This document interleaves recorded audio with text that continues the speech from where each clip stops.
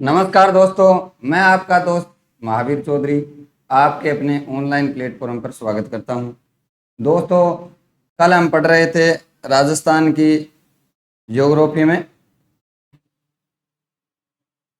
पश्चिमी मरुस्थलीय प्रदेश। तो पश्चिमी मरुस्थलीय प्रदेश की अगर अपन बात करें तो पश्चिमी मरुस्थलीय प्रदेश यानी सबसे पहले अपन ने देखा था कि राजस्थान के भौतिक प्रदेश के बारे में अपन ने पढ़ा था। राजस्थान के भौतिक प्रदेश को 4 भागों में बांटा गया।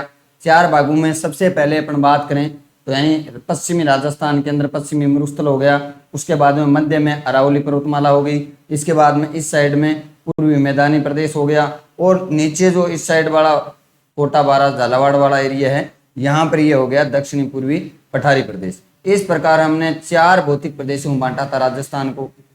आज हम बात करेंगे उन्हीं में से एक भाग की, कौन से की? पश्चिमी मरुस्थल, यानी पश्चिमी जो मरुस्थलीय प्रदेश है उनकी आज हम बात करते हैं।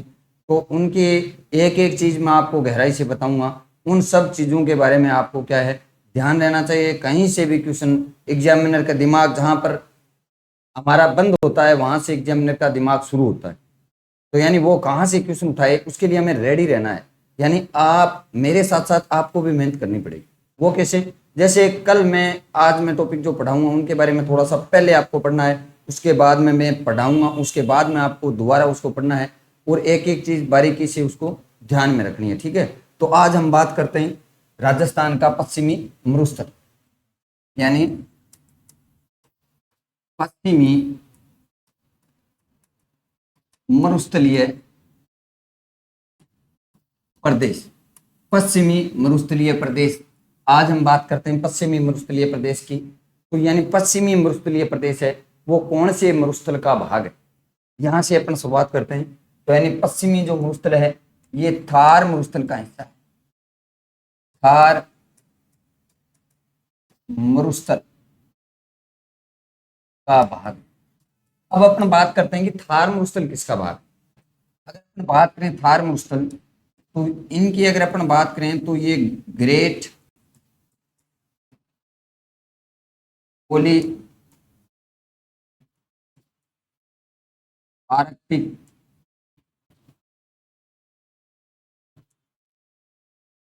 मरुस्थल का भाग, यहां से क्वेश्चन बनता है।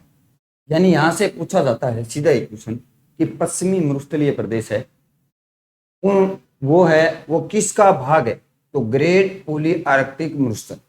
अब यहाँ इनके बारे में मैं आपको बताता हूँ। ग्रेट पोली आर्कटिक मरुस्थल कहाँ है, किस प्रकार ये जो मरुस्थल है ये हमारे थार मरुस्थल का भाग है। थार मरुस्थल में हमारा आता है पश्चिमी मरुस्थलीय प्रदेश जो राजस्थान का भौतिक प्रदेश है।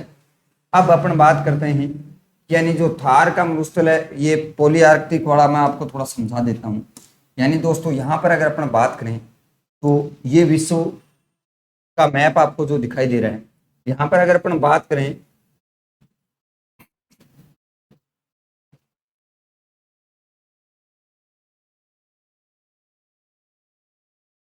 थोड़ा बड़ा कर देता हूँ यहाँ पर। तो यहाँ से अगर अपन बात करें तो ये जो हमारा मरुस्थलीय भाग है ग्रेट पोली आर्कटिक वो कहाँ पर? तो यहाँ पर जो आपको भाग दिखाई दे रहा है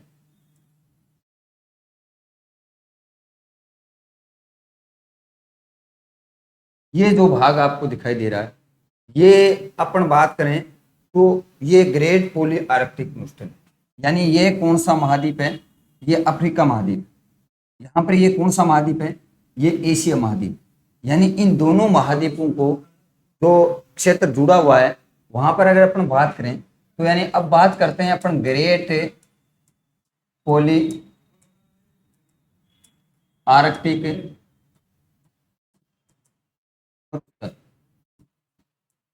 ठीक है, तो ग्रेट पोली आर्कटिक मरुस्थल कौन कौन सा है? ये जो है ग्रेट पोली आर्कटिक मरुस्थल है। अब यहाँ पर अफ्रीका और एशिया में फैला हुआ है ग्रेट पोली आर्कटिक मरुस्थल, यानी प्रारंभ में जब इसका निर्माण हुआ था तो एक ही मरुस्थल माना गया है। और यहाँ से यहाँ तक जो मरुस्थलीय भाग फैला हुआ है इनका नाम है ग्रेट पोली आर्कटिक मरुस्थल। तो आपको पूछे ग्रेट पोली आर्कटिक मरुस्थल है ये कौन कौन से महाद्वीपों में फैला है? तो अफ्रीका और एशिया महाद्वीप में फैला हुआ। अब इसी में से 3 मरुस्थल में विभाजित इसको कर दिया गया। ग्रेट पॉलीआर्कटिक मरुस्थल में 3 मरुस्थल शामिल हैं। कौन कौन से? पहले अपन बात करते हैं यहाँ पर, यहाँ से यहाँ तक।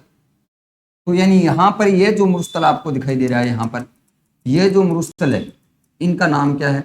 ये है सहारा मरुस्थल। ये कौन सा है? सहारा मरुस्थल।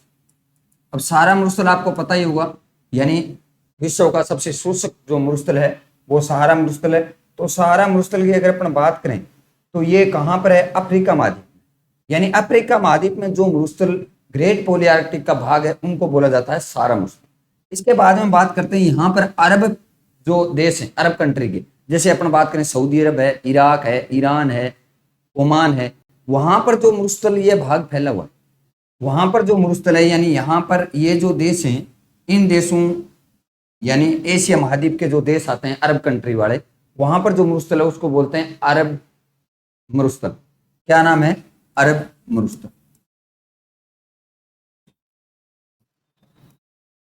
तो अरब मरुस्थल है वो, यहाँ पर अरब मरुस्थल में भी फिर अलग अलग मरुस्थल आते हैं। जैसे अपन बात करें सऊदी अरब में उसको अलग नाम से जाना जाता है, ईरान में उसको अलग नाम से जाना जाता है। तो इस प्रकार अगर अपन बात करें तो ये पूरा मिलकर के क्या है? अरब मरुस्थल है। और यहाँ पर अगर अपन बात करें तो यानी भारत और पाकिस्तान में, तो यहाँ पर अगर अपन बात करें तो ये जो भारत और पाकिस्तान वाला एरिया है, यहाँ पर इनको बोला जाता है थार मरुस्थल के नाम से। क्या नाम से? थार मरुस्थल के नाम से। तो इस प्रकार हमारा जो थार का मरुस्थल है, ये किसका भाग है? ये मूल रूप से किसका भाग है? ग्रेट पॉलीआर्कटिक मरुस्थल का भाग। ठीक है, तो ये आपको समझ में आया होगा। तो यानी ग्रेट पॉलीआर्कटिक मरुस्थल आपको पूछे, यानी थार मरुस्थल है वो किसका भाग है? तो ग्रेट पॉलीआर्कटिक मरुस्थल। नेक्स्ट अपन बात करते हैं यानी थार मरुस्थल की विशेषताओं से संबंध। यानी थार मरुस्थल की अगर अपन बात करें, थार का जो मरुस्थल है वो कहाँ कहाँ फैला हुआ? पहले अपन बात करें थार मरुस्थल के विस्तार की, तो यानी विस्तार, तो विस्तार इसका भारत व पाक में है।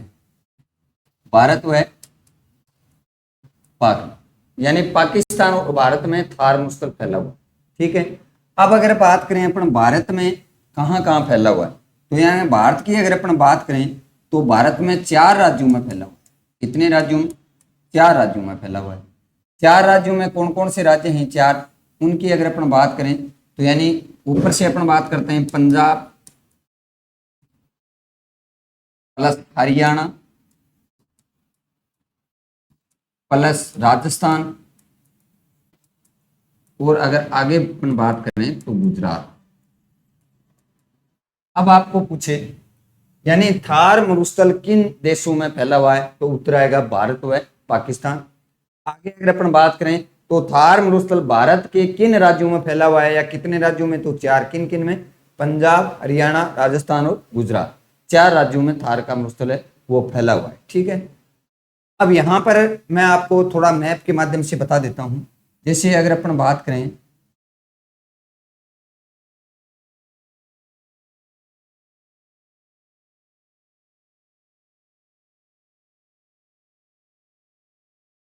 ये जो भारत है, भारत में, और यहाँ पर ये कौन सा देश है? पाक है। यहाँ पर ये पाक है, और इस साइड में अगर अपन बात करें तो ये है भारत। तो भारत में यानी और पाक में यहाँ पर ये मरुस्थल फैला हुआ है। थोड़ा रेड में आपको मैं चिन्हित कर देता हूँ। यानी ये जो एरिया है यहाँ से लेकर और यहाँ तक, ये जो एरिया है यहाँ पर कौन सा मरुस्थल है? तो यहाँ पर ये थार का मरुस्थल। ये कौन सा मरुस्थल है? थार मरुस्थल। तो ये थार मरुस्थल 2 देशों में हो गया।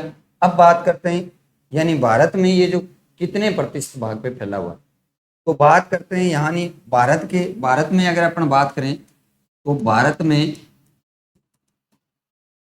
थार मरुस्थल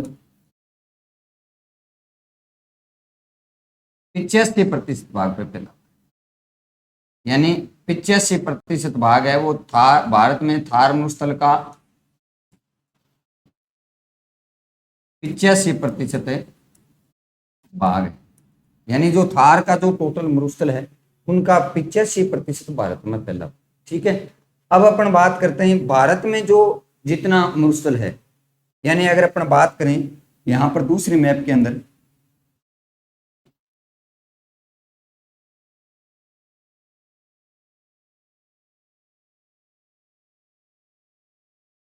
यहां पर अगर अपन बात करें तो यानी ये जो भारत है, भारत में जैसे यहां पर ये इतना फैला हुआ है, ठीक, इनमें से राजस्थान में कितना प्रतिशत है, यानी ये मान लेते हैं कि थार का जो ये मरुस्थल है यहाँ से यहाँ तक, ये जो भारत में है, भारत में ये मान लें जितना है उनका कितना प्रतिशत राजस्थान में फैला हुआ। तो यहाँ पर अगर अपन बात करें ये टोटल है, उनमें से राजस्थान में कितना फैला हुआ, ठीक है। तो ये तो हो गया यानी टोटल थार के मरुस्थल का भारत में, तो भारत में 85% हो गया। अब बात करें यानी भारत में कुल जो थार का मरुस्थल है उसका कितना प्रतिशत राजस्थान में, तो यानी यहां पर अगर अपन बात करें भारत में थार मरुस्थल का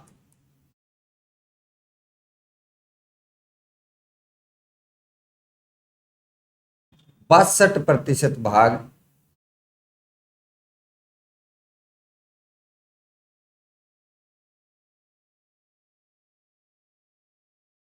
यानी 60% भाग, 60% भाग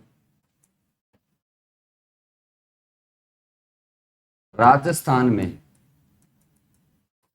समझ में आई बात। यानी भारत में थार का मरुस्थल, भारत में थार मरुस्थल का 60% भाग राजस्थान में, यानी भारत में जितना थार का मरुस्थल है उनका 60% भाग कहाँ है, राजस्थान में।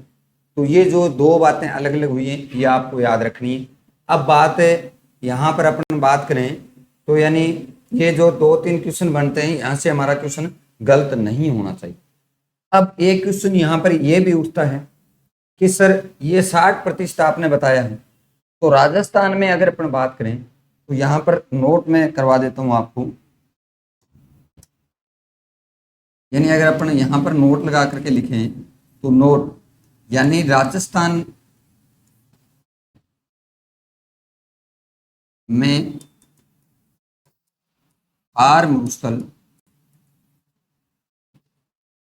राजस्थान में थार मरुस्थल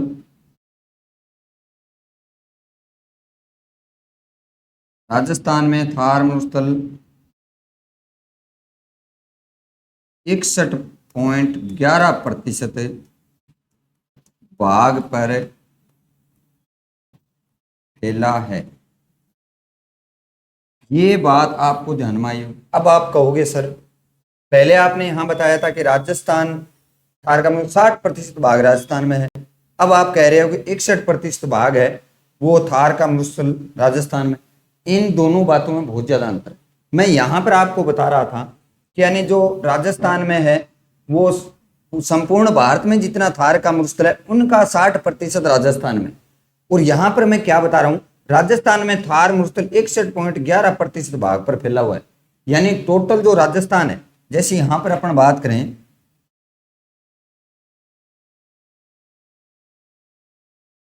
यहां पर अपने राजस्थान की अगर अपन बात करें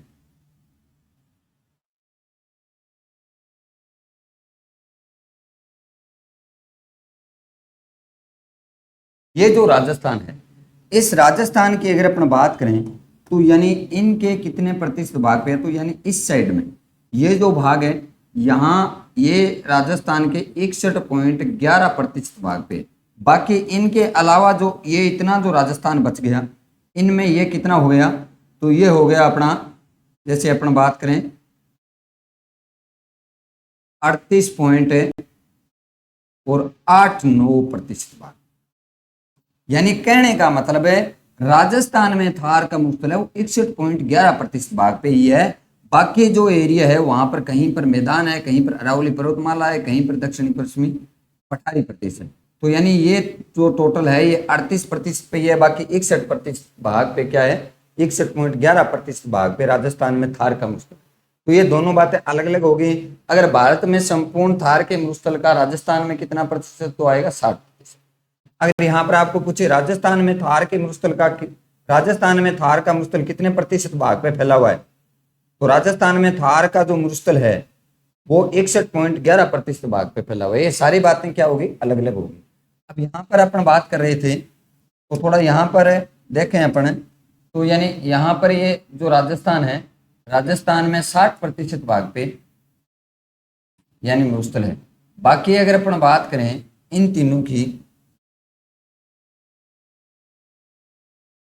यानी इन तीनों को मिला करके, और अगर यहाँ पर अगर अपन बात करें तो ये 40% नहीं है। यानी टोटल थार का मरुस्थल है उनका पंजाब, हरियाणा और गुजरात में 40% फैला हुआ है, बाकी 60% है वो राजस्थान में फैला हुआ है। और राजस्थान में जो टोटल राजस्थान है उसमें अगर अपन देखें कितने प्रतिशत भाग पे है, तो 61.11% भाग पे। ये बातें आपको मैं आशा करता हूँ समझ में आ गई होंगी। अब अपन नेक्स्ट पेज पे चलते हैं, यानी थार मरुस्थल की अपन विशेषताओं के बारे में पहले पता करते हैं। अब अपन बात करते हैं थार मरुस्थल, यानी थार मरुस्थल। अब यहाँ पर थार मरुस्थल के बारे में अगर अपन बात करें तो बात करते हैं कि थार मरुस्थल का निर्माण है, वो निर्माण किससे हुआ? तो थार मरुस्थल का निर्माण हुआ था टेथी सागर। अब आपको मैंने ये पहले समझा दिया था कि टेथी सागर कौन सा है, तो यानी कालांतर में जो पृथ्वी का विभाजन हुआ था अंगारा लैंड और गोंडवाना लैंड के रूप में, और अंगारा और गोंडवाना लैंड के बीच में जो पानी भरा था उसका नाम था टेथी सागर। और वो बाद में धीरे धीरे जैसे ही ये पर्वत ये वापस अपने एक दूसरे की ओर खिंचा हुआ है, तो वो समुद्र की जो तली थी उससे किसका निर्माण हुआ? टेथी सागर का निर्माण। ठीक है, तो टेथी सागर से निर्माण माना जाता है किसका? थार मरुस्थल। ठीक है, अब अपन बात करें कि किस युग में हुआ। युग की अगर अपन बात करें तो इनका निर्माण हुआ था यानी प्लेस, इनका निर्माण हुआ था प्लेस्टोसीन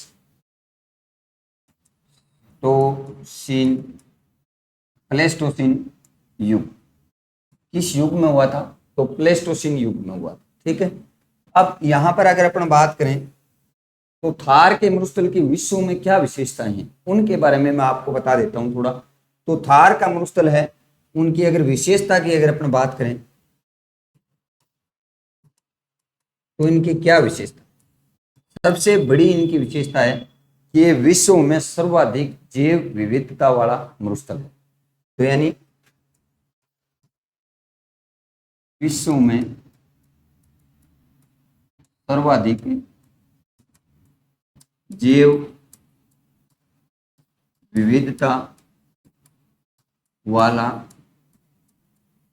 मरुस्थल है। यहां पर यह क्वेश्चन काफी बार प्रश्न पूछा गया है, यानी विश्व में सर्वाधिक जैव विविधता वाला मरुस्थल कौन सा है? तो यानी थार का मरुस्थल। या इस प्रकार कई बार दे देता है कि निम्न में से कौन से कथन सत्य असत्य में, उसमें ये चीजें दे दी जाती हैं। जैसे एक में दे दिया विश्व में सर्वाधिक जैव विविधता वाला, यानी थार मरुस्थल से संबंधित निम्न विशेषताओं में कौन सी सत्य है या असत्य है। ऐसे अगर आपको क्वेश्चन पूछे तो यानी एक ए में दे दिया जैसे विश्व में सर्वाधिक जैव विविधता वाला मरुस्थल, फिर दे दिया नीचे विश्व में सर्वाधिक जनघनत्व वाला मरुस्थल, फिर उसके बाद में दे दिया आपको कि यानी इसका निर्माण टेथी सागर से हुआ था, फिर एक दे दिया आपको इसका निर्माण प्री कैम्ब्रियन युग में हुआ था। तो निम्न में से कौन सा असत्य है? तो इसमें असत्य कौन सा हो? Pre Cambrian. इस प्रकार भी क्वेश्चन आजकल पूछे जाते हैं। ठीक है, तो यहाँ पर अगर अपन बात करें तो ये हमारी पहली विशेषता है, वो होगी विश्व में सर्वाधिक जैव विविधता वाला मरुस्थल। अब जैव विविधता ज्यादा होने के कारण इसे रुक्ष प्रदेश भी कहा गया। क्या? रुक्ष प्रदेश। तो इनको रुक्ष प्रदेश भी कहा। अब ये रुक्ष प्रदेश किसने कहा था? तो ये रुक्ष प्रदेश है, ये ईश्वरी प्रसाद ने कहा।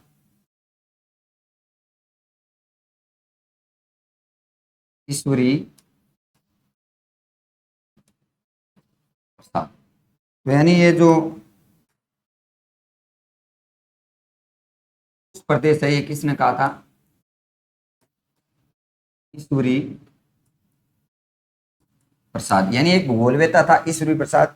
इसने यहाँ पर सर्वाधिक जैव विविधता के कारण इसको क्या कहा गया? रुक्ष प्रदेश।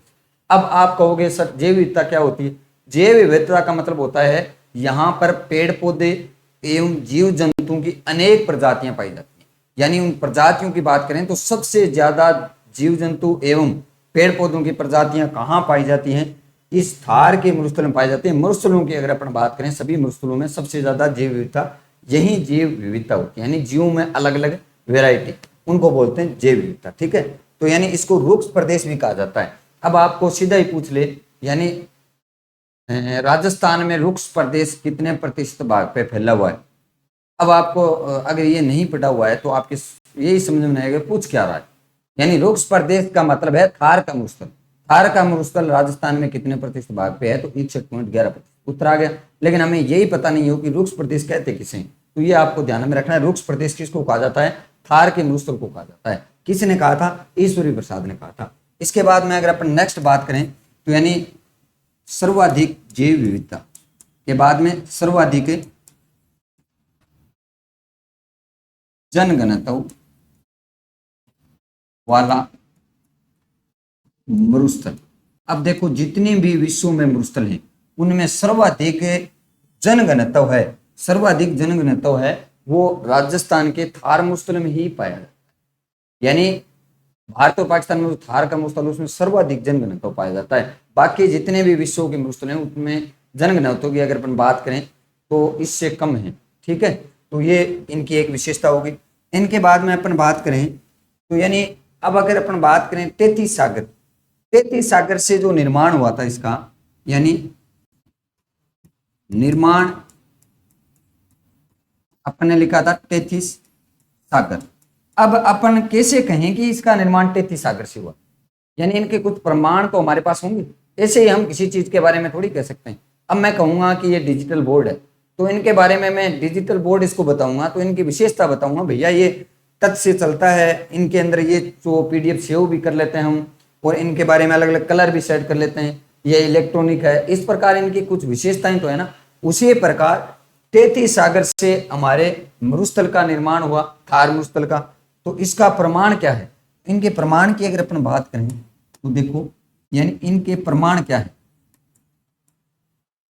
अगर इनके प्रमाण की अगर अपन बात करें तो देखो पहला जो प्रमाण है वो सबसे बड़ा प्रमाण है इसमें कि यानी समुद्री वनस्पति। समुद्री वनस्पति, समुद्री वनस्पति कैसे, जैसे हमारे यहाँ आकल गांव में, जैसलमेर के अंदर आकल गांव के अंदर जो वनस्पति, प्राचीन वनस्पति, दबी हुई वनस्पति मिली है, तो आकल गांव कहाँ है, जैसलमेर में। इनके बारे में मैं आपको विस्तार से बताऊंगा, आकल वुड फॉसिल पार्क के बारे में। लेकिन अभी आप इतना याद रखो, यानी यह आकल गांव में जो पेड़ मिले हैं दबे हुए, उनकी लंबाई के हिसाब से अगर उसको देखा जाए तो वो किसके माने जा रहे हैं, समुद्री वनस्पति उसको बताया गया है। ये हमारे पास प्रमाण हो गया। इसके बाद में दूसरा प्रमाण है खारे पानी की झीलें। खारे पानी की झीलें, अब देखो यहाँ पर राजस्थान में जो खारे पानी की झीलें वो भी 33 सागर का ही अवशेष मानी जाती हैं। जैसे अपन बात करें सांबर है, कुचामन है, डीडवाना है, नावा है और जो कावोद है, ये जो खारे पानी की जो झीलें हैं वो वर्तमान में किसका अवशेष मानी जाती हैं, 33 सागर का अवशेष मानी जाती है। अगर अपन तीसरी बात करें तो तीसरा यहाँ पर यानी कोयले का पाया जाना, यानी यहाँ पर पश्चिमी राजस्थान में जो कोयला पाया गया है, कोयले का पाया जाना, तो यानी कोयला यहाँ पर पाया गया, इसका मतलब यहाँ पर पहले वनस्पति बहुत ज्यादा थी, यानी समुद्री वनस्पति, उसके दब जाने से और काफी सालों बाद में एक किस में परिवर्तित होगी, कोयले में। तो इस प्रकार कोयले का पाया जाना भी क्या है, एक प्रमाण है। उसके बाद में अपन बात करें 4 नंबर पर, तो कोयले का पाए जाने के बाद में अपन बात करते हैं पेट्रोलियम पदार्थ। पेट्रोलियम पदार्थ मिलना, यानी राजस्थान में जो बाड़मेर, जैसलमेर, नागौर और ये जो जालोर ये एरिया है, यहाँ पर अपने क्या पाया गया है, पेट्रोलियम पदार्थ पाया गया है। और पेट्रोलियम पदार्थ का निर्माण किससे होता है, यानी जो समुद्री जीव जंतु हैं वो किसी समय क्या है, पृथ्वी के अंदर दब गए थे और उनका कालांतर में धीरे धीरे किस में परिवर्तित हो गया, पेट्रोलियम पदार्थ में परिवर्तित हो गया। तो ये पेट्रोलियम जो पदार्थ हैं इनमें इनका पाया जाना भी क्या है, 33 सागर का प्रमाण माना जाता है। तो ये सारी जो चीजें हैं ये आपको ध्यान में रखनी है। तो ये हमारा क्या हो गया, अगर देखें तो विश्व में सर्वाधिक, अब एक बार दोबारा दोहरा देता हूँ, यानी थार का मरुस्थल है वो किसका निर्माण किससे हुआ था, 33 सागर से। किस युग में हुआ था, प्लेस्टोसीन युग में। विशेषता की अगर अपन बात करें तो विश्व में सर्वाधिक जैव विविधता वाला मरुस्थल है, सर्वाधिक जैव विविधता वाला मरुस्थल। इसके बाद में बात करें, इसको रुक्ष प्रदेश भी कहा था, किसने? ईश्वरी प्रसाद ने। क्यों कहा था? क्योंकि यहाँ पर सर्वाधिक जैव विविधता पाई जाती है। ठीक है, अब बात करें सर्वाधिक जनघनत्व की, तो विश्व में सर्वाधिक जनघनत्व भी इसी मरुस्थल में है। अब 33 सागर इसको अवशेष माना जाता है। क्यों? क्योंकि यहाँ पर समुद्री वनस्पति पाई गई है, यहाँ पर खारे पानी की झीलें मिलती हैं, यहाँ पर कोयला मिलता है, यहाँ पर पेट्रोलियम मिलता है। ये सारी चीजें सिद्ध करती हैं कि पहले यहाँ पर क्या था? 33 सागर। ठीक है दोस्तों, अब अपन नेक्स्ट बात करें तो यहाँ पर अपन बात कर लेते हैं इससे संबंधित थार के मरुस्थल में और क्या क्या बातें हैं। तो यानी अब अपन थार के मरुस्थल से सीधा अपन आते हैं, यानी राजस्थान में थार के मरुस्थल को किस नाम से, किस भौतिक रूप से जाना गया है? तो पश्चिमी मरुस्थलीय प्रदेश के नाम से। अब अपन बात करते हैं पश्चिमी मरुस्थलीय प्रदेश। देखो, पश्चिमी मरुस्थलीय प्रदेश। अब पश्चिमी मरुस्थलीय प्रदेश है वो राजस्थान में कितने प्रतिशत भाग पे फैला हुआ है, और इनको भी अलग अलग भागों में बांटा गया। ठीक है, तो यहाँ पर इस चीज के बारे में मैं आपको बता देता हूँ कि यानी पश्चिमी मरुस्थलीय प्रदेश है, उनको मैप में आपको मैं एक बार समझा देता हूँ। यानी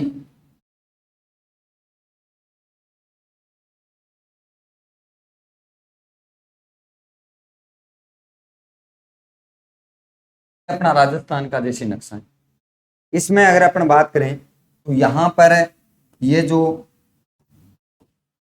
आपको दिखाई दे रही है लाइन, इसके इस साइड में ये कौन सा है? थार का मरुस्थल। क्या है? थार का मरुस्थल। तो यानी इसके इस साइड में यहाँ पर ये आ गई अरावली, और इस साइड में ये आ गया पश्चिमी मरुस्थलीय प्रदेश। ठीक है, तो ये अगर अपन पश्चिमी मरुस्थलीय प्रदेश की बात करें तो ये कैसे विभाजित किया गया? तो ये लगभग यहाँ से अगर अपन बात करें तो इनकी जो सीमा है, जहाँ अरावली शुरू होती है और पश्चिमी मरुस्थलीय प्रदेश है वो समाप्त होता है, या अपन कहें इस साइड से तो अरावली जहाँ समाप्त होती है और जहाँ रेत शुरू होती है यानी बाड़ू रेत, वहां से अपन मरुस्थलीय विस्तार मानते हैं। ठीक है, तो इनके अगर अपन बात करें तो यहाँ से एक वर्षा रेखा गुजरती है, जो वर्षा रेखा है वो अरावली और जो हमारा थार का मरुस्थल है उनका विभाजन करती है। ठीक है, तो यहाँ पर अगर अपन देखें तो ये जो थार का मरुस्थल है इनका विभाजन कौन सी वर्षा रेखा करती है? तो ये जो वर्षा रेखा है अरावली और मरुस्थल के बीच में, इनको बोला जाता है 50 सेंटीमीटर वर्षा रेखा। कौन सी? 50 सेमी वर्षा रेखा। अब देखो, 50 सेमी वर्षा रेखा है वो थार के मरुस्थल को और अरावली को क्या करती है? अलग करती है। तो यहां से क्वेश्चन पूछा जाता है कि इस साइड की अगर अपन बात करें, ये जो सीमा है जैसलमेर वाली, ये पश्चिमी सीमा मानी जाती है किसकी? थार मरुस्थल की। तो यहाँ पर जो वर्षा रेखा है वो कौन सी है? तो यहाँ पर ये जो पश्चिमी सीमा है, यहाँ पर लगभग 10 सेंटीमीटर 10 सेंटीमीटर वर्षा रेखा मानी जाती है। दो बातें होगी यहाँ पर, कौन कौन सी? यानी अरावली पर्वतीय प्रदेश और पश्चिम का मरुस्थलीय प्रदेश है, उनको कितने सेंटीमीटर वर्षा रेखा अलग करती है? 50 सेंटीमीटर। अब यहां से क्वेश्चन थोड़ा सा घुमा करके आपको पूछे तो यहां से पूछेगा पश्चिमी जो मरुस्थलीय प्रदेश है उनके पश्चिमी सीमा या उसकी पूर्वी सीमा कितने सेंटीमीटर वर्षा रेखा निर्धारित करती है। अगर आपको पूछे पश्चिमी मरुस्थलीय प्रदेश की पूर्वी सीमा, ये कौन सी है? पूर्वी है, और ये पश्चिमी। पूर्वी सीमा कितनी सेंटीमीटर? तो 50 सेंटीमीटर। आपको पूछे पश्चिमी मरुस्थलीय प्रदेश की पश्चिमी सीमा कितनी से कितने सेंटीमीटर वर्षा रेखा गुजरती है? तो 10 सेंटीमीटर। दो क्वेश्चन बन गए यहाँ, दो नहीं तीन हो गए। ठीक है, इस प्रकार अलग किसी भी प्रकार से आपको घुमा करके पूछे तो ये आपको याद रखना है। ठीक है, तो यहां पर मैं नोट के रूप में लिख देता हूं आपको। नोट यहां पर क्या कि यानी पश्चिमी मरुस्थलीय प्रदेश की पूर्वी सीमा 50 सेमी वर्षा रेखा मानी है। ठीक, तो यानी पश्चिमी मरुस्थल की पूर्वी सीमा 50 सेमी वर्षा रेखा मानी जाती है। इनके बारे में अगर अपन लिखें तो यानी पश्चिमी मरुस्थल प्रदेश की पूर्वी सीमा कितनी है, 10 सेमी है। 10 सेमी वर्षा रेखा है, वो पूर्व पश्चिमी मरुस्थलीय प्रदेश की पूर्वी सीमा 10 सेंटीमीटर वर्षा रेखा। ठीक, अब अपन बात करते हैं कि इसमें औसतन वर्षा होती कितनी है। यानी अगर अपन बात करें तो यानी थार का जो मरुस्थल है इसमें यहां पर औसत वर्षा, औसत वर्षा है वो थार के मरुस्थल, अगर अपन कह सकते हैं पश्चिमी मरुस्थलीय प्रदेश की औसत वर्षा आपको पूछे तो औसत वर्षा है 25 से 40 सेमी मानी जाती है। यानी 25 से 40 सेमी वर्षा है वो औसत वर्षा इसकी मानी गई। ठीक है, अगर आपको 25 ऐसे ऑप्शन देते 25, 30, 40, 50 तो आपको 25 मानना है। अगर आपको यहां पर सीधा ही पूछ ले कि यानी पश्चिमी मरुस्थलीय प्रदेश की औसत वर्षा कितनी है, तो औसत वर्षा अगर आपको आंकड़ों में दे तो 25, अगर आपको ऐसे देगा पूछे, अगर आपको कोई कथन के रूप में पूछ ले तो 25 से 40 सेंटीमीटर औसत वर्षा इसकी मानी गई है। ठीक है दोस्तों, अब देखो ये हो गई हमारी वर्षा से संबंधित बात। अब अपन बात करते हैं इसमें मिट्टी की, तो यानी यहाँ किस प्रकार की मिट्टी पाई जाती है। अगर अपन बात करें पश्चिमी मरुस्थलीय प्रदेश में मिट्टी की, तो यहाँ पर मिट्टी कौन सी पाई जाती है, बलुई मिट्टी पाई जाती है, या इसको अपन कह सकते हैं बालू, या इसको कह सकते हैं अपने बालू मृदा, यानी बालू, या अपन कह सकते हैं रेतीली मृदा। तो रेतीली मृदा या बलुई मिट्टी या बालू मिट्टी, अपन इनका कोई भी नाम ले सकते हैं। ठीक है, ये तीनों नामों में से कोई सा भी पूछे आपको तो यहाँ पर ये मिट्टी पाई जाती है। अब यहाँ पर देखें अपन इसकी विशेषता क्या है, तो यानी ये जो मिट्टी है इनकी विशेषता है ये मतलब जल्दी ही तो गर्म होती है और जल्दी ही ठंडी होती है। इसीलिए राजस्थान के पश्चिमी उत्तर में सबसे ज्यादा गर्मी पड़ती है और सबसे ज्यादा सर्दी पड़ती है। कारण क्या है इसका, बलुई मिट्टी। आपको पूछे कि ये क्या कारण है कि पश्चिमी राजस्थान में सबसे ज्यादा गर्मी और सबसे ज्यादा सर्दी पड़ती है, तो धरातल ही कारण होता है। और धरातल किसका बना हुआ है, बलुई मिट्टी का।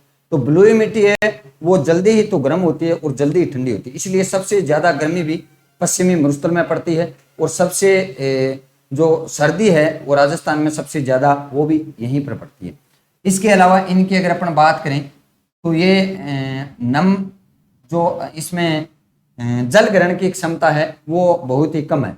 यानी अगर इसकी विशेषता की बात करें तो जल ग्रहण क्षमता अधिक है। क्या है, अधिक है। नंबर 1, अगर 2 नंबर बात करें तो जल धारण क्षमता कम है। अब आपके दिमाग घूम गया होगा कि सर ये आपने 2 बातें, जल ग्रहण क्षमता अधिक लिख दी और जल धारण क्षमता कम लिख दी। बेटा जल धारण और जल ग्रहण क्षमता में बहुत अंतर होता है। ग्रहण का मतलब होता है कोई चीज लेना। अगर ये पेन है, ये मैंने पेन मेरे हाथ में ले लिया, मैंने क्या कर लिया, इसको ग्रहण कर लिया। यानी अगर वर्षा होती है उनका पूरा का पूरा जल नीचे जमीन में एकदम से सूख जाता है। अपन देसी भाषा में बोला तो बरसात हुआ नहीं, जब सरल शब्द सी जमीन में पानी चल जाए, कौन चल जाएंगे। अगर अपन बात करें पंजाब में, तो पंजाब में बरसात हुआ है 10 तनी पानी है वो कट्ठो हो रहा है, वो सूखा है कौन, क्यों कौन सूखा है, कभी मिट्टी का माँ जल ग्रहण की क्षमता को नहीं, जल ग्रहण की क्षमता भी बहुत ही कम है। क्योंकि जी 2 आंगल बारिश हो जाए, 2 आंगल बारिश होता है बड़ा पानी पानी भेड़ हो जाए, क्योंकि सुस्से को नहीं, सुस्से को नहीं जत्ता नहीं किया बिन सुस, अगर कोई मिट्टी पानी सुस्से नहीं तो बिंगो मतलब बा बोले जाए जल ग्रहण क्षमता, समझ गो। तो आपने राजस्थान में केतो टुकड़ों में बरसियो बाट बहुत दूरी आवे, क्यों, क्योंकि वह मिट्टी है, वह पानी की है, सरल शब्द की है, सुस है। तो आप अब बात करें जल ग्रहण क्षमता की, तो जल ग्रहण क्षमता तो इसकी अधिक है। अब बात करते हैं अपन जल धारण क्षमता की। अब जल ग्रहण क्षमता तो आप समझ गए होंगे। अब जल धारण क्षमता किसको बोलते हैं बताऊं, यानी धारण का मतलब होता है ये चीज मैंने ग्रहण तो कर ली, अब इनको कितने टाइम तक मैं रख पाता हूं, ये है धारण। यानी इनको यहाँ पर मेरे हाथ में कितने एक समय तक मैं अब इसको रख पाता हूँ, उसको बोलते हैं धारण करना। यानी ये जो चीज है, मैंने जैसे हिंदू धर्म धारण कर लिया, तो हिंदू धर्म को मैं कितने समय तक निभा पाता हूँ, वो मेरा धारणे की क्षमता है, यानी उसको कितने समय तक धारण कर पाता हूँ। तो धारण का मतलब है यानी नमी है, उस नमी को कितने समय तक बनाए रख सकती है। जी आप बात करें पंजाब की, तो पंजाब में अगर एक बारिश हो जाए नहीं तो 15 दिन तक बा मिट्टी सूखा को नहीं, बिन बोले धारण क्षमता ज्यादा है बिन बा मिट्टी सूखा को नहीं, बिन नमी बनी रहेगी, खोदोगा तो नमी पाजी। आपने अगर पहले दिन बारिश हुआ तो दूसरे दिन आप देखा तो 2-2 आंगन सूख जाए, मतलब इन जल धारण की क्षमता हो नहीं, यानी जल है वो मतलब क्या है, वाष्पोषित की है ज्यादा हुआ है, क्योंकि कारण की है, कारण है मोटो कण है बलुई मिट्टी को। तो आपने दोनों चीज ध्यान में रखनी है, जल ग्रहण क्षमता तो इनकी अधिक है और जल धारण क्षमता इनकी बलुई मिट्टी की कम है। ठीक है, अब बात करें आप नेक्स्ट है, तो यानी आप बात करें मिट्टी की, तो मिट्टी इस मरुस्थल में कौन सी मिट्टी, तो इसको बोलते हैं मिट्टी हो गया। इसके बाद में अपन बात करते हैं वनस्पति से संबंधित, किससे संबंधित, वनस्पति से संबंधित। तो अब अपन बात करते हैं वनस्पति की, तो यहां पर जो वनस्पति है,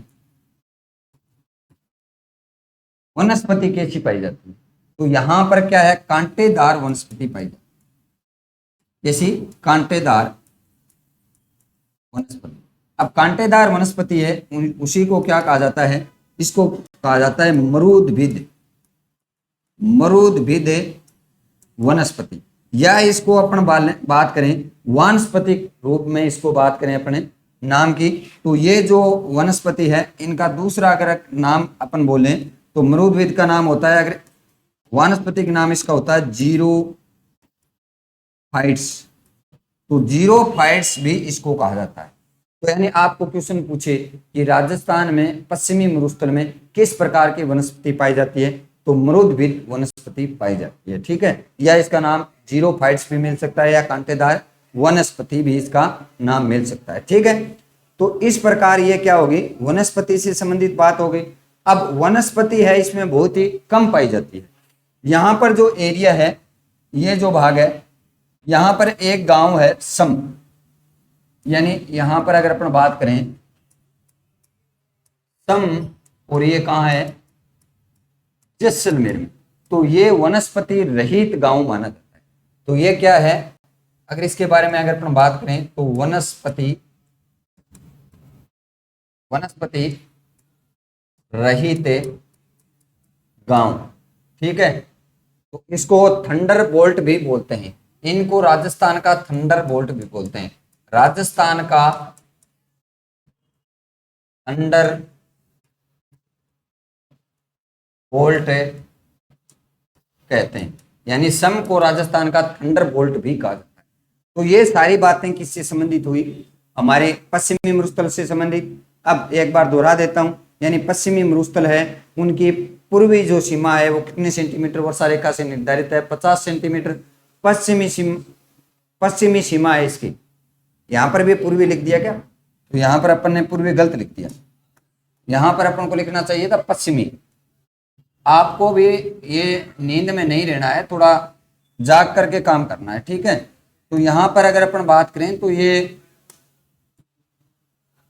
पश्चिमी राजस्थान की ये पश्चिमी सीमा है, नहीं कि पूर्वी, पूर्वी तो ये अपन ने यहाँ पर लिख दिया था, ये जो क्या थे पूर्वी सीमा, तो यहाँ पर कौन सी सीमा है, पश्चिमी सीमा है। तो यानी पश्चिमी राजस्थान की पश्चिमी सीमा 10 सेंटीमीटर वर्षा रेखा से निर्धारित होती है। ठीक है, तो यानी सम जैसलमेर में वनस्पति रहित गांव है और इनको राजस्थान का थंडर बोल्ट भी कहा जाता है। ठीक है, अब अपन बात करें औसत वर्षा की, तो 25 से 40 सेंटीमीटर इसमें औसत वर्षा मानी जाती है।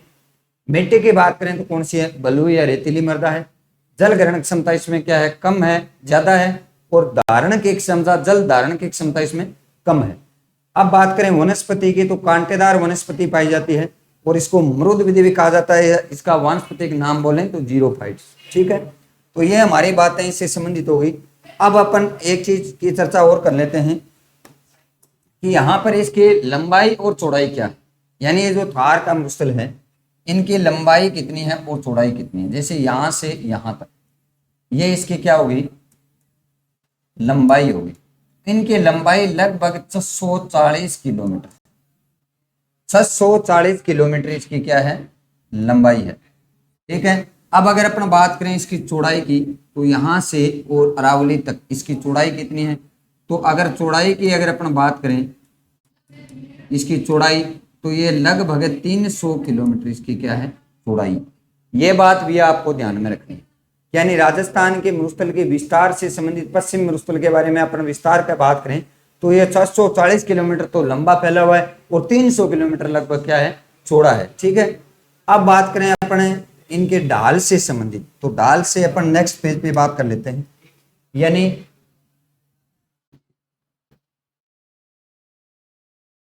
इससे बना देते हैं, कोई दिक्कत नहीं।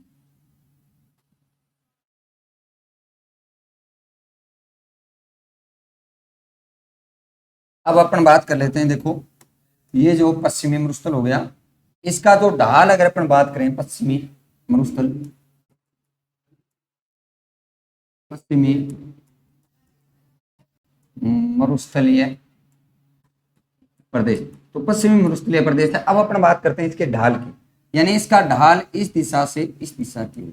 यहां पर अपन बात कर लेते हैं, ये क्या है, यहाँ पर उत्तर है, यहाँ पर क्या है, दक्षिण, और ये क्या हो गया, पश्चिम, और यहाँ पर ये क्या हो गया, पूर्व। तो यानी इसका ढाल यहाँ से अगर अपन बात करें, घग्गर नदी इस प्रकार से आती है और इस साइड में चली जाती है, लूणी नदी यहाँ से निकलती है, इस प्रकार होती हुई यहाँ चली जाती है। ये चीजें, ये जो पानी है हमेशा क्या है, ढाल के अनुसार ही चलता है। इसी ढाल के अनुसार हमने क्या माना है, इसका जो ढाल माना है, तो इसका अगर अपन बात करें ढाल की, इसका ढाल है वो किस दिशा से किस दिशा की ओर, इनका ढाल है वो उत्तर पूर्व से दक्षिण पश्चिम की ओर है, यानी उत्तर पूर्व से दक्षिण पश्चिम की ओर। तो ढाल की अगर अपन बात करें, तो उत्तर पूर्व से दक्षिणी पश्चिम की ओर, तो ये इसका क्या हो गया, ढाल हो गया। अब अपन बात करें इसी में, तो इसमें खनिज से संबंधित अपन अलग से चर्चा करेंगे। अब यहाँ पर ये ढाल से संबंधित चर्चा हो गई। अब यहाँ पर अपन इसकी बात करते हैं नेक्स्ट, यानी जो थार का पश्चिमी मरुस्थलीय प्रदेश है, उनको दो भागों में बांटा गया है। ये मैंने आपको पहले समझा दिया था, कौन कौन से दो भागों में बांटा गया है, उनकी अब अपन चर्चा कर लेते। तो यानी ये जो थार का जो मरुस्थल है,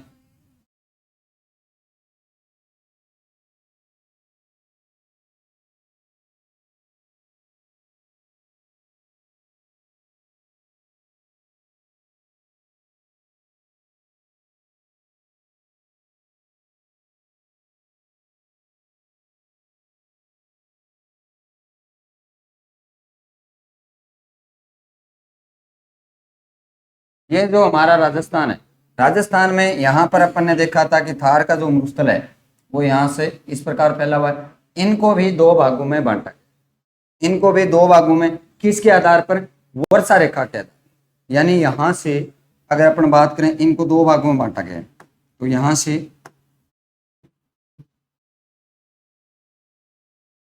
यहाँ तक ये जो एरिया है, इसमें कौन कौन से क्षेत्र आते हैं, तो इनको दो भागों में बांटा गया है। तो ये जो भाग है इनका क्या नाम है, इन्हें बोला जाता है यानी शुष्क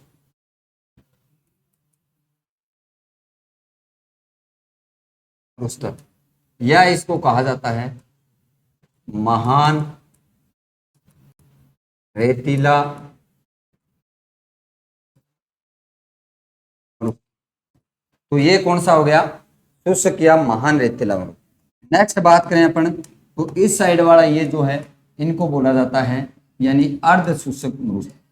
क्या हो गया, अर्ध शुष्क मरुस्थल। इस प्रकार इनको दो भागों में बांटा गया है। एक कौन सा हो गया, यानी महान मरुस्थल, और दूसरा कौन सा हो गया, अर्ध शुष्क मरुस्थल। अब देखो इनको किस प्रकार से बांटा गया है, तो यहाँ पर ये जो सीमा है ये कितनी है, ये आपको ध्यान में रखना है। तो ये है 25 सेमी वर्षा रेखा, और यहाँ पर जो वर्षा रेखा थी, इनको हमने कितना माना था, 50 सेमी वर्षा रेखा। ठीक है, अब देखो यहां से भी दो अलग अलग क्वेश्चन बनते हैं कि यानी राजस्थान में पश्चिमी जो मरुस्थल है उनको कितने भागों में बांटा गया है? दो भागों में। कौन कौन से? शुष्क मरुस्थल, या आपको नाम मिल सकता है महान रेतीला मरुस्थल। तो ये महान जो रेतीला मरुस्थल है ये कौन कौन से जिलों में फैला हुआ है? तो ये जैसलमेर, जैसलमेर के बाद में अपन बात करें बाड़मेर, जोधपुर, और बात करें अपने बीकानेर। तो यानी इनमें पूर्ण रूप से तो ये जैसलमेर में यानी पूर्ण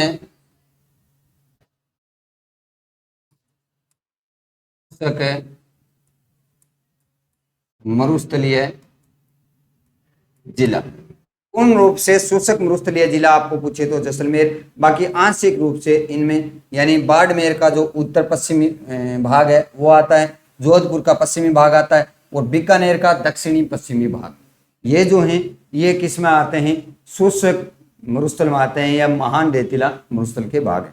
ठीक है, यहां तक हो गई बातें क्लियर। अब अपन नेक्स्ट बात करते हैं इन रेखाओं से संबंधित क्या क्वेश्चन पूछा जाता है। यानी इन रेखाओं से संबंधित अगर अपन बात करें, यानी संपूर्ण मरुस्थल की अगर अपन बात करें, यानी संपूर्ण पश्चिमी मरुस्थल, तो ये संपूर्ण पश्चिमी मरुस्थल है, ये कितने जिलों में फैला हुआ? तो यहां पर अपन बात करें तो ये अगर जिलों की बात करें तो देखो यहां पर सिरोही का पश्चिमी भाग आता है। बाकी सारे पहले 12 जिले थे, और वर्तमान में कितने जिले हो गए? तो वर्तमान में अगर अपन बात करें तो 4 बीकानेर संभाग के हो गए, अनूपगढ़, गंगानगर, हनुमानगढ़, 4 हो गए ना। तो पहले उनकी बात कर लेते हैं, तो ये कौन कौन से जिलों में फैला हुआ है? तो यहाँ पर अगर अपन बात करें तो पहले अपन बात करते हैं बीकानेर,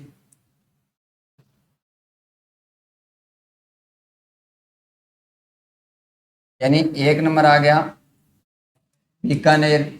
बीकानेर के बाद में आ गया अनूपगढ़, अनूपगढ़ के बाद में अगर अपन बात करें तो यानी गंगानगर, गंगानगर के बाद में अगर अपन बात करें तो क्या आ गया? हनुमान।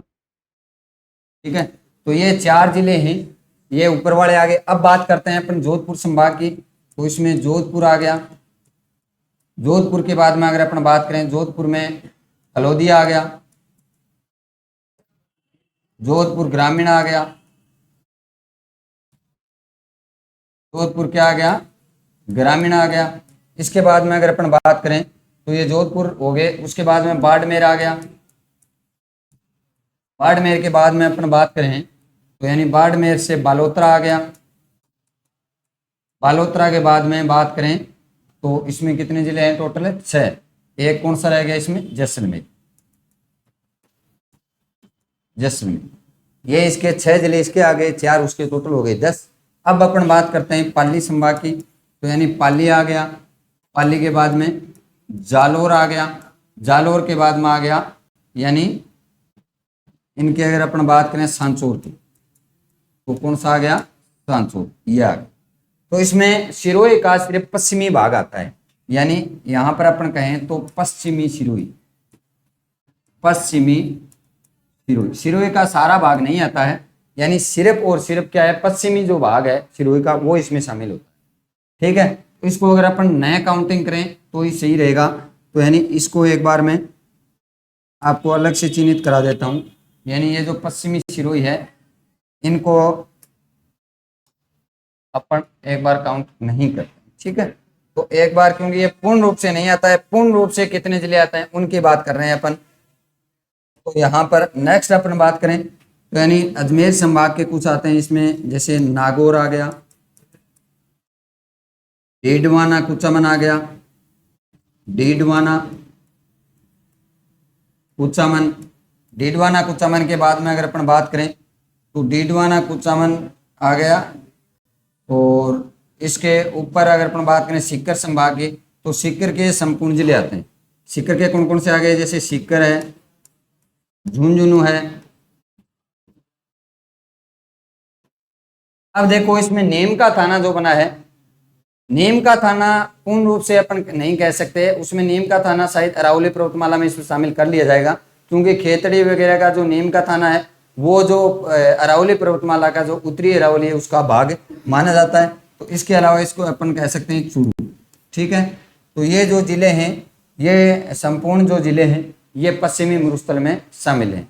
ठीक है, तो यहाँ पर आपने देख लिया होगा कितने जिले हैं, 4 और 6 ये जोधपुर संभाग वाले, 4 6 10, 3 पाली संभाग वाले 13 और 2 आगे नागौर वाले, और ये 13 2 15, 15 और 3 18। तो वर्तमान के अंदर है अपन बात करें तो जो 18 जो जिले हैं, 18 जिले इनमें किस में आते हैं,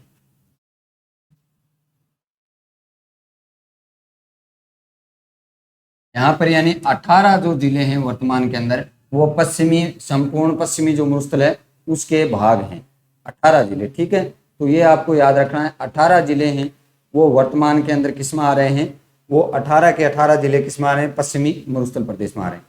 अब ये बात होगी इनसे संबंधित। अब देखो यहाँ पर 2 क्वेश्चन बन सकते हैं, यहाँ पर 2 क्वेश्चन बन सकते हैं कि यानी आपको पूछ ले महान रेतीला मैदान की पश्चिमी या पूर्वी सीमा। यहाँ पर आपको पूछ ले महान रेतीला मैदान की पूर्वी सीमा, तो महान रेतीला जो मैदान है ये इनकी पूर्वी सीमा, इनकी पूर्वी सीमा कितना सेंटीमीटर वर्षा रेखा है, तो आपको बताना है 25 सेमी वर्षा रेखा। यह अलग से नोट वाला हो गया कि यानी महान रेतीला मैदान है उसके पश्चिमी सीमा कितना सेंटीमीटर है पूछे, तो यानी आपको करना है 25 सेंटीमीटर वर्षा रेखा। सीधा आपको पूछ ले कि यानी जो पश्चिमी मरुस्थलीय प्रदेश है उसके पश्चिमी सीमा, तो 50 करना है, यानी ये 50 है। इनकी अगर अपन बात करें तो ये आपको पहले मैंने लिखा भी दिया था, ये बात मैंने पहले लिखा दी थी कि पश्चिमी मरुस्थलीय प्रदेश है उनके पश्चिमी सीमा पूछे तो 50 सेंटीमीटर करना है। कितनी सेंटीमीटर है, तो 50। अगर आपको पूछे महान रेतीला मरुस्थल या शोषक मरुस्थल की पश्चिमी सीमा, तो आपको करना है 25 सेंटीमीटर, तो आपको क्या करना है 25 सेंटीमीटर करना है। ठीक है, 25 सेंटीमीटर। ठीक है, अगर आपको यहां से क्वेश्चन पूछता है कि अर्ध शोषक मरुस्थल की पूर्वी सीमा कितना सेंटीमीटर है, तो भी क्या आ जाएगा 25 सेंटीमीटर। अगर यहां से आपको पूछ ले यानी अर्ध शोषक मरुस्थल इसकी पूर्वी सीमा, इसकी अगर पूर्वी सीमा पूछे तो भी आपको करना है 25 सेमी वर्षा रेखा। इस प्रकार ये अलग अलग क्वेश्चन है, आपको दिमाग में रखने हैं। अब अपन बात करेंगे नेक्स्ट इसके बारे में, तो यानी शोषक मरुस्थल है वो अपन अलग से पढ़ेंगे और अर्ध शोषक मरुस्थल है वो अलग से पढ़ेंगे। शोषक मरुस्थल है उनको 2 भागों में फिर से बांटा गया है, तो इसमें 2 भाग कौन कौन से हैं उनके बारे में मैं आपको बता देता हूं। यानी जो शोषक मरुस्थल है इसमें एक तो हो गया बालू का स्तूप है युक्त प्रदेश, और एक हो गया बालू का स्तूप है मुक्त प्रदेश। तो ये 2 भाग हो गए इसके, एक तो बालू का स्तूप युक्त प्रदेश और एक बालू का स्तूप है मुक्त प्रदेश। अगर इसकी अगर अपन बात करें तो यहाँ पर तो क्षेत्र है वो ये जो ऊपर वाला क्षेत्र है इनको बोला जाता है घग्गर का मैदान। तो 1 नंबर क्या हो गया, घग्गर का मैदान हो गया। ठीक है, 1 नंबर भाग, इनको भी 4 भागों में बांटा गया है। 1 नंबर हो गया घग्गर का मैदान। अगर दूसरे की अगर अपन बात करें तो दूसरा हो गया शेखावाटी प्रदेश, तो यहां से यहां तक ये हो गया शेखावाटी प्रदेश। 2 नंबर कौन सा हो गया, शेखावाटी। तीसरे की अगर अपन बात करें तो तीसरा यहाँ पर कौन सा है, तो यहाँ पर जो तीसरा प्रदेश है यह नागौरी उच्च भूमि। 3 नंबर कौन सा हो गया, नागौरी उच्च भूमि। ठीक है, अगर अपन बात करें चौथे की तो चौथा कौन सा है, ये 4 नंबर है, ये है लूणी बेसिन। 4 नंबर कौन सा है, लूणी बेसिन। इस प्रकार इनको भी अलग अलग भागों में बांटा गया है। यानी शुष्क मरुस्थल या महान रेतीला मरुस्थल है वो 2 भागों में बांटा गया है, बालू का स्तूप युक्त प्रदेश और दूसरा है बालू का स्तूप है मुक्त प्रदेश। अगर बात करें अपने अर्ध शुष्क मरुस्थल की, इनको 4 भागों में बांटा गया है। यानी घगर का मैदान, 2 नंबर शेखावाटी प्रदेश, 3 नंबर नागौरी उच्चभूमि और चौथा हो गया लूणी बेसिन। इनके बारे में विस्तार से अपन कल चर्चा करेंगे। इसी के साथ आपको जो मैंने पढ़ाया है उसको आपको दोहरान करना है और कल अपन जो नेक्स्ट इनके बारे में विस्तार से पढ़ेंगे उनके बारे में थोड़ा थोड़ा आपको देख करके आना है ताकि आपको बढ़िया कंटेंट याद हो जाए। इसी के साथ धन्यवाद, थैंक यू दोस्तों।